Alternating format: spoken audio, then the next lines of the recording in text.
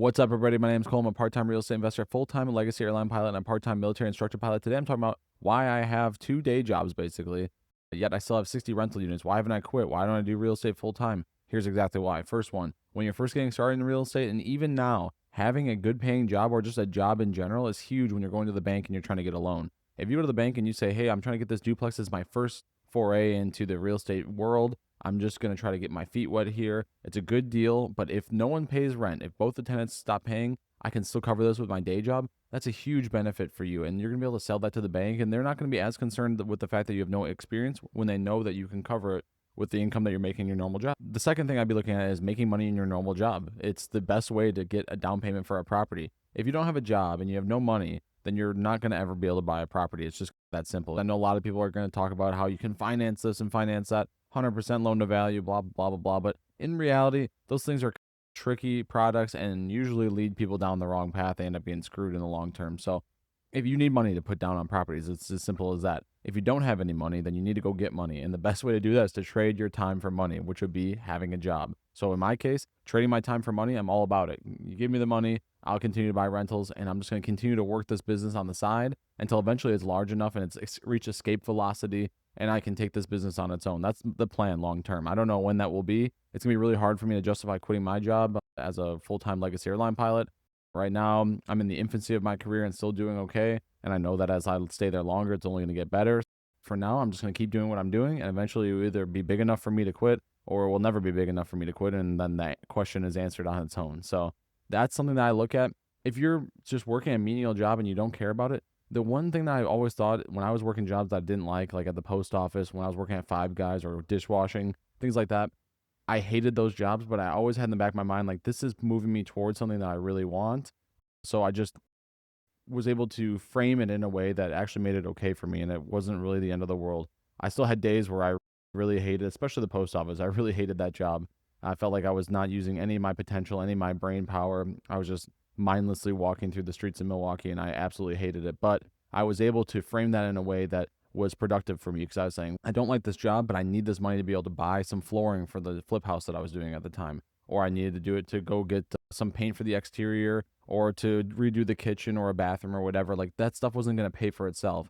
So I took what it wasn't a great situation for me. This is post flight school. So I was flying Blackhawks on the side, and then I'm delivering mail during the day. And it was just a really tough transition to go from flying in flight school every day to now you're a nobody. You're back on the streets and I'm delivering mail in Milwaukee. I had to do it. There was no other choice. I didn't have another job to do at the time.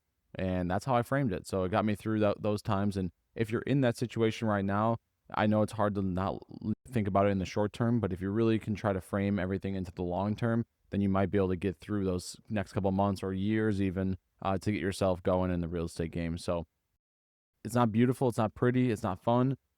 And I wish that not everybody had to do that, but that's just the way it is. You have to accept the fact that these are the circumstances that you're in and then just continue from there. So that's what I've done for myself. And now it's not so bad because I'm doing a job I like and I feel like I'm getting paid appropriately and whatnot. But when you're not getting paid what you think you should be and your potential is being wasted on kind of a job that isn't really worth a shit, that's really hard to get through. So I can empathize with that for sure. Let me know in the comments what you're doing right now. If you're trying to build a real estate portfolio, what you're doing by day to try to get that thing going. One thing I would say on top of that is that a lot of people want to quit their job and then go full in on the real estate stuff, but you have to have a larger portfolio for it to really be something that you need to be hands-on all day, every day with. If you have 2 duplexes or 1 duplex or a single family house, that's not going to be enough for you to justify quitting your job and occupying that same amount of time if you're working, let's say, 40 hours a week. So you really think about it in a fact of, okay, I might need to have a handful of duplexes or maybe 20, 30, 40 units before it really makes sense for me to do it full time. And then also what I think about is like, when I'm right now, I'm paying 8% to a property manager to run everything. If I was to take that 8% off the top and then give it to myself, let's say as a full-time manager, how much is that per month? And I compare that to what I'm making in my normal day job, and I'm like, yeah, I can't quit, which is a great place to be. I'm happy. I'm very thankful for that.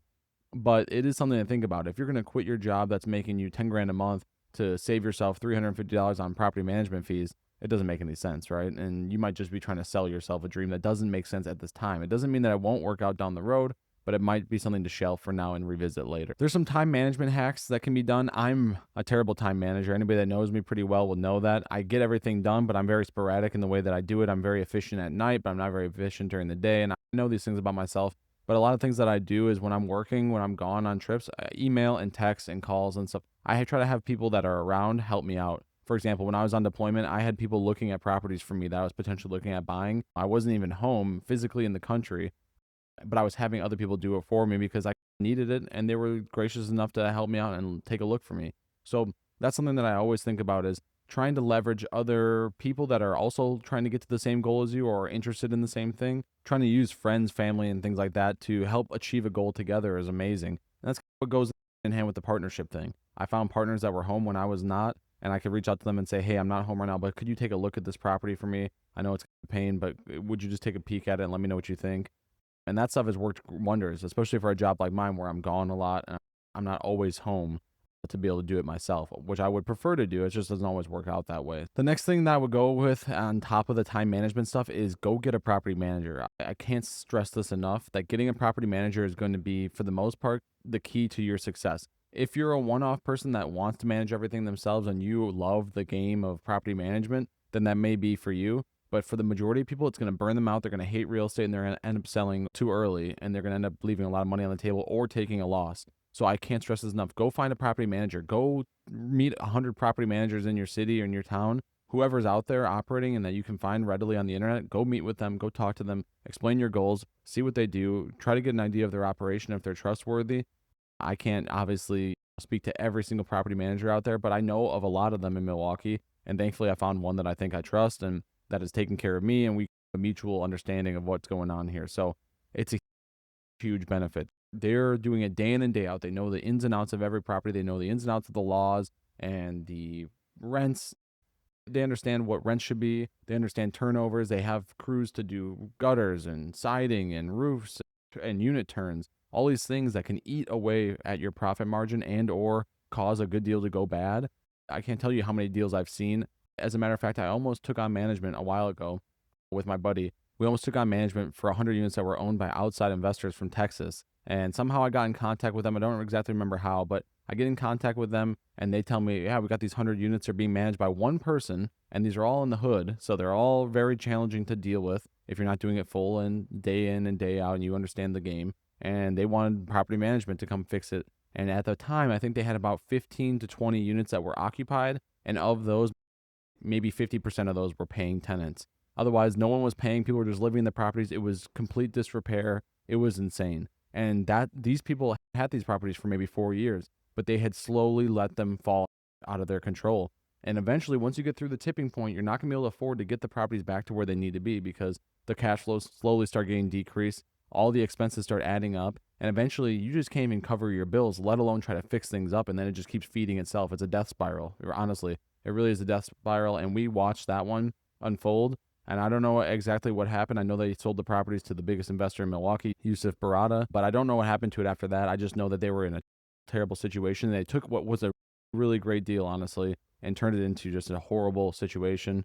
Sometimes there's no recovering from that. You'd love to think that you can always recover from these situations, but a lot of times, if they get too far out of hand, it's game over. So I cannot stress that enough. Go get yourself a property manager and go meet with people and talk to them and try to get an understanding of the game and see who's real and who's legit and who's just blowing smoke, and then invest in those people. They're an investment just as much as the property itself is an investment. So look at it that way. Don't look at them as they're trying to steal money from you or whatever. They're running a business just like anybody else. You just got to find the best operators in your city and go with them. How did I make it work for my first couple deals? First house was a flip house, so it's pretty simple. I could do that while having a job. I was working there. I had videos of me all through my phone of us painting at 1 a.m. or tearing stuff out at 2 a.m. And we were doing stuff, my friends and I coming together and doing stuff after hours when we're done with work for the day and whatnot. And that's the thing that you might have to do. It may not be convenient. You may not be able to do it on a Tuesday at 10 a.m. It's going to be at Saturday night when you want to go out with your friends, and instead you're at this stupid house working on it at 9 p.m. And those are the kind of sacrifices that I was more than willing to make, and I did. And granted, it still hasn't necessarily paid off in the same way that I was hoping it would at this point, but I have a feeling that I know where this is all headed. So I do think it's going to pay off. And in a way, it really did, because that house turned into an 8-unit, turned into multiple duplexes, turned into 60 doors now, plus a bunch of places that I've sold along the way. It was cheaper for my friends and I to do it versus hire it out. So that's what we ended up getting my real estate license and becoming a realtor. I hate sales, but I got my license so that way I could represent myself and work my own deals. And that stuff's really simple to do on the road. And when you have a job, it's a couple emails here and there, fill out a couple forms. It's really not that big of a deal. So that's something else that you could do. You can try to eliminate some of these characters that you have to deal with, and that might be challenging to deal with by being it yourself. Be your own realtor. Maybe be your own property manager if you think you can handle it, and do all these other things while you're also working your job to try to learn the whole game in and out, and then be able to represent yourself in it and make your best decisions on your own. A lot of times that can save some of the conflict that you have with working with a realtor. If I have a job, I need to see this house at 4 p.m. on Friday. Sorry, I can't do 4 p.m. is what the realtor would say because of my daughter's soccer game and blah, blah, blah. Okay, I don't need any of that. I can just go do this on my own. I don't need the help of a realtor because I'm my own realtor, right? And so those are the things that you can do to help make the efficiency better and find deals and make deals happen. Another thing I'd say on top of that is finding lenders that are easy to work with. There's some lenders that are going to just be, it's me like pulling teeth to try to get them to work a deal with you. And then there's other lenders. I found a lender recently who I just send the information to, and they basically disappear for 45 days and then come back and say, okay, yep, it's approved. Here's the appraisals. Everything's good to go. We'll see you on closing on Friday night. And I'm like, okay, like that's pretty cool. So having people like that are massive for me because I can set it, forget it, and wake up in 45 days and focus on my jobs and being good at my craft and my normal day job. So that's something that's really key. And you'll see that as you start to work through deals, you'll see what lenders really want to work with you and make it easy on you, and what lenders make it really challenging, and they're going to end up going way overboard with the due diligence. So it means, and what that means is you're going to have to answer a lot of emails, you're going to have to fill out a lot of forms, you're going to have to do a lot of things that may be a little overkill. So there's a balance somewhere in between. Obviously, you want to find a good bank that's going to be around for a long time if you're going to build a relationship with them, but you also don't want to be just getting killed with 100 emails to go get a $100,000 loan. My parting advice would be not to wait for the perfect time to come. There's never going to be a perfect time. Everyone's waiting for the crash. Any minute now, the 2006, 7, 8 crash is going to repeat itself, and we're ready for it. And those people have been saying it for years now, and it still hasn't happened. And it may happen. I'm not saying that it won't. But if you're just waiting and waiting for the perfect time to invest, you're going to wake up and you're going to be 70 years old and be like, oh, I totally messed that up. How did I let that happen to myself? And so I'm on the opposite side. I'm just going with speed, and I'm increasing my speed the more deals I get under my belt and the more leverage I have to make deals. When I was starting out, I was a little bit more cautious, a little bit slower with my deal making, and now I'm trying to pick the pace back up and start making some moves now that we've built some equity and have a viable business. Don't let life just pass you by because you're waiting for the perfect time. There's never a perfect time. The best time was probably yesterday, so get after it today is what I would say. The last thing I would say, it's a big thing in pretty much any industry. The people that rise to the top are those that are consistent and keep that same intensity from day one to day 1,000. Those are the people that succeed. There's a lot of people that have gotten into real estate alongside me, or I've seen get in and out of real estate while I've just been staying the course the entire time. Consistency is key. If you want everything overnight, you're probably going to get burned. There's a few cases where people actually make it, but the majority of people are going to get crushed. Being methodical, but also being quick. It's an interesting combination. You can be methodical and still be fast.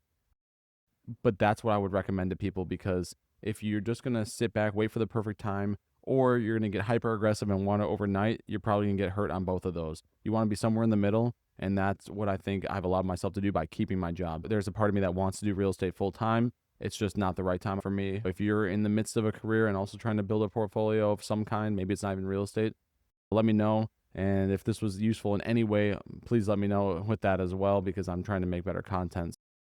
Thanks for listening, and we'll talk to you soon. See ya.